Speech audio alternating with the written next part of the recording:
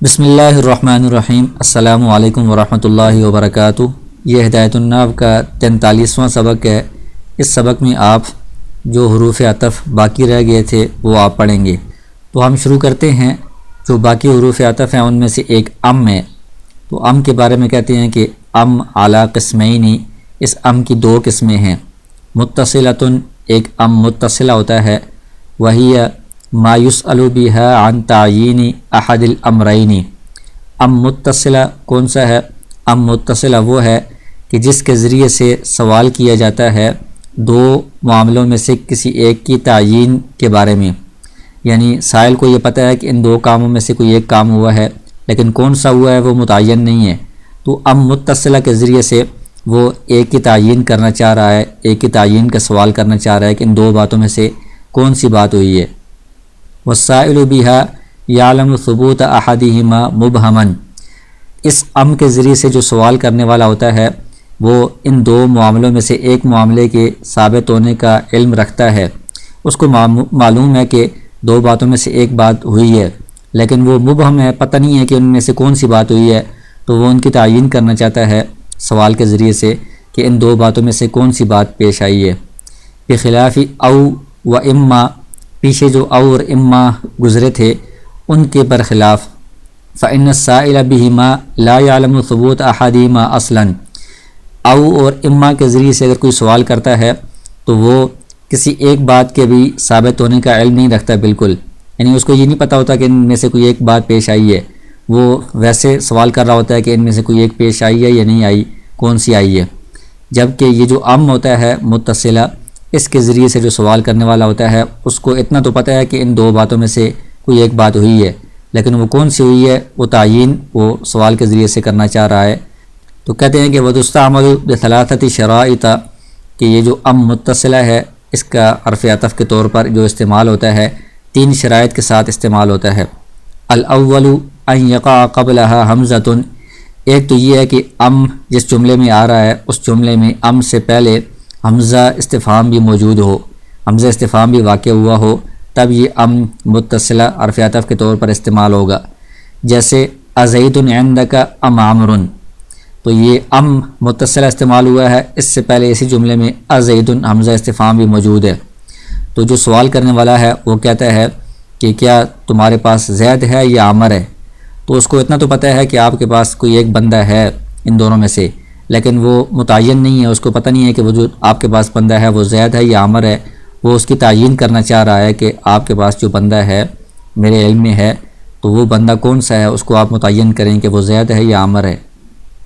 تو یہ پہلی شرط ہے کہ ام سے پہلے اسی جملے میں حمزہ آیا ہو، حمزہ استفہام۔ الثانی، دوسری شرط یہ ہے ان یلیھا لفظ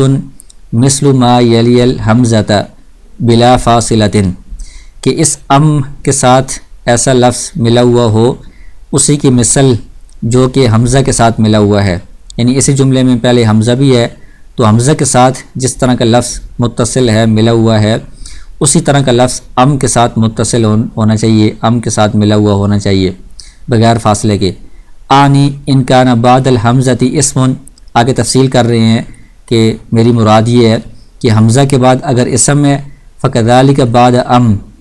اسی طرح ام کے بعد بھی پھر اسم ہونا چاہیے، کما مرہ، جیسا کہ یہ اوپر مثال گزری ہے کہ حمزہ کے بعد زید اسم ہے تو ام کے بعد بھی عامر اسم ہی ہوگا۔ وَإِن كَانَ بَعْدَ الْحَمْزَةِ فِعْلٌ فَكَذَلِكَ بَعْدَهَا، اور اگر حمزہ کے بعد فعل ہے تو اسی طرح ام کے بعد بھی فعل ہونا چاہیے۔ اس کی مثال ہے اقام زید ام قعد، تو حمزہ کے بعد قام فعل ہے تو ام کے بعد قعد یہ بھی فعل آئے گا، کیا زید کھڑا ہوا ہے یا بیٹھا ہے؟ تو ان میں سے ایک بات تو اس کو معلوم ہے لیکن وہ مبہم ہے، اس کی تعیین کرنا چاہ رہا ہے کہ کھڑے ہونے اور بیٹھے ہونے میں سے کون سا فعل زید کر رہا ہے۔ فلا یقال، تو یہ اگر شرط نہیں پائی جائے گی تو پھر یہ جملہ ام کے ساتھ استعمال نہیں ہوگا۔ اس طرح نہیں کہا جائے گا ارأیت زیدا ام عمرا، کہ کیا تم نے زید کو دیکھا ہے یا عامر کو دیکھا ہے، کیونکہ اس میں حمزہ کے بعد رأیت فعل ہے اور ام کے بعد عامرا اسم ہے، تو یہ شرط نہیں پائی جا رہی، لہٰذا یہ جملہ اس طرح استعمال نہیں ہوتا۔ الثالث، اس ام متصلہ کے استعمال کی تیسری شرط یہ ہے ان یکون احد الامرین المستویین محققا، کہ وہ جو دو معاملے ہیں، یہ دو باتیں ہیں، جو برابر ہیں ان میں سے ایک بات حقیقی ہو، یقینی ہو، یعنی جو سوال کیا جا رہا ہے 2 باتوں میں سے کسی ایک کے بارے میں، تو 2 باتوں میں سے کوئی ایک بات یقینی ہے، سائل کو پتہ ہے کہ وہ واقعی وہ بات ہوئی ہے، صرف وہ تعیین اس کے سامنے نہیں ہے، یعنی اس کو معلوم نہیں ہے کہ ان میں سے کون سا ہے، صرف وہ تعیین پوچھنا چاہ رہا ہے۔ انما یکون الاستفہام عن التعیین، جو سوال ہے وہ اس واقعے کے متعلق نہیں ہو رہا کہ یہ واقعہ ہوا یا نہیں ہوا، اس کو اتنا تو پتہ ہے کہ 2 باتوں میں سے کوئی ایک بات ہوئی ہے یا 2 معاملوں میں سے کوئی ایک معاملہ ہوا ہے،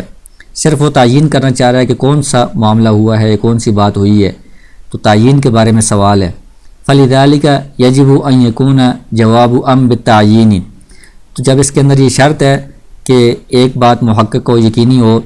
اور سوال صرف تعیین کے بارے میں ہو، تو اس کا جو جواب ہوگا وہ بھی تعیین کے ساتھ ہی دیا جائے گا، دون نعم او لا،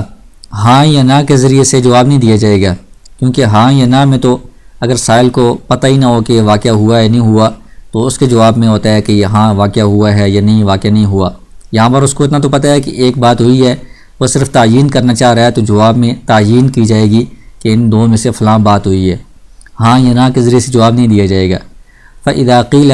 اب مثال دے رہے ہیں کہ جب کہا جائے ازید عندک ام عمر، کہ کیا آپ کے پاس زید ہے یا عمر ہے، فجوابہ بتعیین احدہما، تو اس کا جو جواب ہوگا وہ ان میں سے ایک کو متعین کرنے کے ساتھ ہوگا کہ میرے پاس زید ہے یا میرے پاس عمر ہے۔ اس طرح نہیں ہوگا کہ ہاں یا نہ، مطلب یہ کہ وہ یہ نہیں پوچھ رہا کہ زید یا عمر آپ کے پاس ہیں یا نہیں ہے، اس کا جواب ہاں یا نہ میں نہیں پوچھ رہا، وہ یہ پوچھ رہا ہے کہ کوئی بندہ ہے، لیکن وہ بندہ کون سا ہے، زید ہے یا عمر ہے، تو جواب میں اس کی تعیین کی جائے گی کہ وہ کون سا ہے۔ اما اذا سئل بأو و اما فجوابہ نعم او لا، اما اور او حروف عطف جن کا تذکرہ پیچھے ہوا ہے، ان میں اگر ان کے ذریعے سے سوال کیا جاتا ہے تو اس کا جواب ہاں یا نہ میں ہوگا، کیونکہ اس میں کسی ایک بات کا ہونا یقینی نہیں ہوتا۔ تو یہ ام کی ایک قسم تھی ام متصلہ، دوسری قسم میں ام کی ام منقطعہ، وہی ما تکون بمعنی بل مع الحمزتی، ام منقطعہ وہ ہوتا ہے جو بل اور حمزہ کے معنی میں ہوتا ہے، یعنی بل کا مطلب یہ ہے کہ پچھلی بات سے اعراض کرنا، کہ پہلے جو ہم نے بات کی ہے اب میں اس سے رجوع کر رہا ہوں، اس سے اعراض کر کے دوسری بات کر رہا ہوں، اور ساتھ حمزہ بھی ہوتا ہے کہ وہ نئی بات کا اس میں سوال ہوتا ہے۔ کما رأیت شبحا من بعید، جیسے مثال دیتے ہیں کہ دور سے ایک شکل یا کوئی صورت آپ نے دیکھی ہے، وقلت، اور آپ نے کہا انہا لابل، کہ یہ اونٹ ہے، اعلیٰ سبیل القطع، یقینی طور پر آپ نے قطعی حکم لگا دیا کہ یہ پکی بات ہے، یہ اونٹ ہے۔ ثم حصل لک شک انہا شاۃ، پھر تھوڑا قریب ہو کر آپ نے دیکھا تو آپ کو شک ہوا کہ نہیں یہ اونٹ نہیں ہے، آپ کو اس بات میں شک ہوا کہ یہ اونٹ کے بجائے بکری ہے، تو اس کے لیے آپ یہ لفظ بولیں گے فقلت ام ہی شاۃ، تو آپ کہیں گے کہ نہیں بلکہ یہ بکری ہے۔ تو انہا لابل پہلے کہا تھا، اس کے بعد ام ہی شاۃ کہا ہے، تو یہ جو ام ہے یہ بل کے معنی میں ہے کہ پچھلی جو بات میں نے کی تھی اونٹ ہونے کی، اس سے میں اعراض کر رہا ہوں، اس سے رجوع کر رہا ہوں، نئی بات کر رہا ہوں، اور ام کے اندر بل کا معنی بھی ہے اور ساتھ حمزہ کا معنی بھی ہے، اہی شاۃ، نہیں بلکہ کیا یہ بکری ہے، تو مطلب نیا آپ نے سوال کر دیا ہے پچھلی بات سے اعراض کر کے۔ تقصد الاعراض عن الاخبار الاولی، جو پہلی خبر تھی اس سے آپ اعراض کا ارادہ کر رہے ہیں، والاستئناف بسؤال آخر، اور ایک نئے سوال کا آپ اثر نو استئناف کر رہے ہیں، اس کو آپ پیش کر رہے ہیں۔ اہی شاۃ معناہ بل اہی شاۃ، تو اس کا معنی ام ہی شاۃ کا معنی ہوگا بل اہی شاۃ، تو یہ جو ام ہے یہ بل اور حمزہ کے معنی میں ہے۔ آگے کہتے ہیں وعلم ان ام المنقطعۃ لا تستعمل الا فی الخبر، ام منقطع جو بل کے معنی میں استعمال ہوتا ہے، کہتے ہیں کہ یہ صرف خبر میں استعمال ہوتا ہے، جیسے اس کی پیچھے مثال ابھی گزری ہے۔ وفی الاستفہام، اور کبھی کبھی استفہام میں سوال میں بھی استعمال ہوتا ہے، اس کی مثال یہ ہے اعندک زید ام عمر عندک، کہ کیا آپ کے پاس زید ہے، نہیں بلکہ کیا آپ کے پاس عمر ہے۔ سألت اولا عن حصول زید، تو پہلے آپ نے زید کے بارے میں سوال کیا ہے کہ کیا آپ کے پاس زید ہے، پھر ام جو بل کے معنی میں ہے اس کے ذریعے سے آپ نے پچھلے سوال سے اعراض کر لیا ہے اور آپ نے نیا سوال پیش کیا ہے، نہیں بلکہ عمر عندک، کیا آپ کے پاس عمر ہے۔ تو پہلے آپ نے زید کے بارے میں سوال کیا ہے، ثم اضربت عن السوال الاولی، پھر پہلے سوال سے آپ نے اعراض کر لیا ہے، اس سے رجوع کر لیا ہے، واخذت فی السؤال عن حصول عمر، اور نیا سوال آپ نے کر دیا ہے عمر کے بارے میں کہ کیا آپ کے پاس عمر ہے۔ آگے جو باقی حروف عطف ہیں ان کو بیان کر رہے ہیں، ولا وبل ولیکن، یہ حروف عطف ہیں، جمیعها لثبوت الحکم لاحد الامرین معینا، یہ سب کے سب استعمال ہوتے ہیں حکم کو دو باتوں میں سے کسی ایک کے لیے ثابت کرنے کے لیے متعین طور پر، یعنی ان دو میں سے کسی ایک کے لیے متعین طور پر یہ حکم ثابت ہے۔ اما لا، پھر آگے کی تفصیل بیان کر رہے ہیں کہ جو ان میں سے لا ہے، فلنفی ما وجب للاول عن الثانی، تو یہ پہلے کے لیے جو چیز واجب ہے، ثابت ہے، اس کو دوسرے سے نفی کرنے کے لیے استعمال ہوتا ہے۔ جیسے جاءنی زید لا عمر، میرے پاس زید آیا نہ کہ عمر، تو زید کے لیے جو آنے کا حکم ثابت ہے اس کی یہ دوسرے سے عمر سے نفی کرنے کے لیے آ رہا ہے۔ تو زید اور عمر یہ معطوف علیہ ہیں، لا حرف عطف ہے، لیکن یہ زید کے لیے جو آنے کا حکم ثابت تھا اس کی عمر سے نفی کرنے کے لیے آتا ہے، تو حکم ان دونوں میں سے کسی ایک کے لیے ثابت ہے اور وہ ایک متعین ہے کہ زید آیا ہے۔ وبل للاضراب عن الاول والاثبات للثانی، بل جو حرف عطف ہے یہ پہلے سے اعراض کر کے دوسرے کے لیے حکم کو ثابت کرنے کے لیے آتا ہے۔ جیسے جاءنی زید بل عمر، کہ میرے پاس زید آیا بلکہ عمر آیا، تو پہلے حکم جو آنے کا تھا وہ زید کے لیے ثابت تھا، لیکن بل کے ذریعے سے اس کی نفی کر دی ہے کہ نہیں، زید نہیں آیا بلکہ عمر آیا ہے۔ اب حکم صرف عمر کے لیے ثابت ہے اور وہ متعین ہے۔ معناہ بل جاءنی عمر، تو اس میں جاءنی زید جو آنے والا حکم زید کے لیے ثابت تھا اس سے ہٹا کر اس آنے والے حکم کو عمر کی طرف ثابت کر دیا ہے، تو مطلب ہوگا جاءنی عمر، بلکہ میرے پاس عمر آیا ہے۔ تو یہ مثبت کی مثال تھی، آگے منفی کی مثال دے رہی ہیں، ما جاء بکر بل خالد، کہ میرے پاس بکر نہیں آیا بلکہ خالد نہیں آیا۔ تو نہ آنے کا جو حکم بکر کے لیے ثابت تھا بل کے ذریعے سے اس سے اعراض کر لیا ہے، اس کو ختم کر دیا ہے،